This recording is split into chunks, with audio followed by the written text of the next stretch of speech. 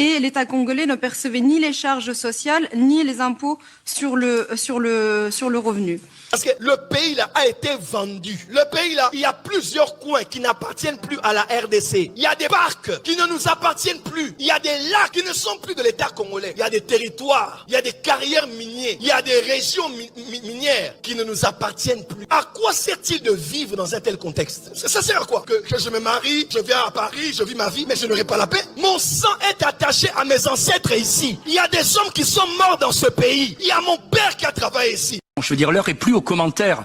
Vous avez fait un diagnostic qui est vrai. On sait qui est le responsable. On sait aussi que c'est le Rwanda. On sait aussi qu'on a une part de responsabilité avec cet accord qui est dénoncé par mes collègues sur les matières premières qui sont pillées dans l'État voisin en RDC. Même Madame Votman est intervenue dans ce sens comme moi à plusieurs reprises pour dire il faut mettre fin à cet accord, il faut que cet accord soit vérifié. Donc les combats n'ont pas commencé il y a 3 semaines.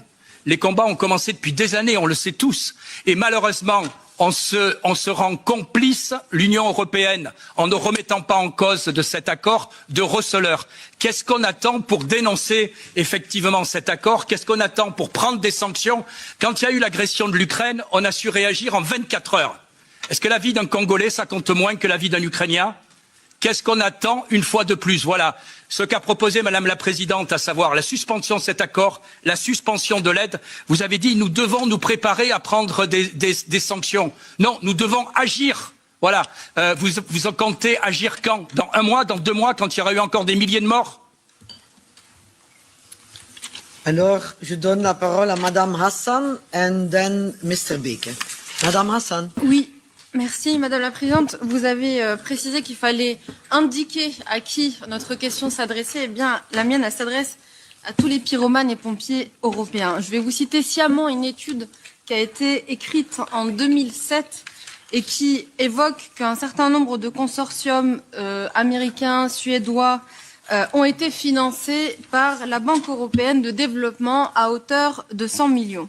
Ce consortium est devenu propriétaire d'un certain nombre de terres en RDC et a embauché 1000 creuseurs. Parmi les 1000 creuseurs, seulement 28 ont été déclarés auprès de l'administration locale et l'État congolais ne percevait ni les charges sociales ni les impôts sur le revenu.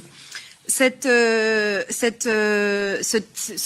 territoire qui a été récupéré par ce consortium grâce aux prêts européens est estimé, la valeur de ces territoires qui ont été récupérés est estimée à plus de 67 milliards au minimum. Donc ma question, elle est simple. Vous avez cité un certain nombre de responsables des derniers événements.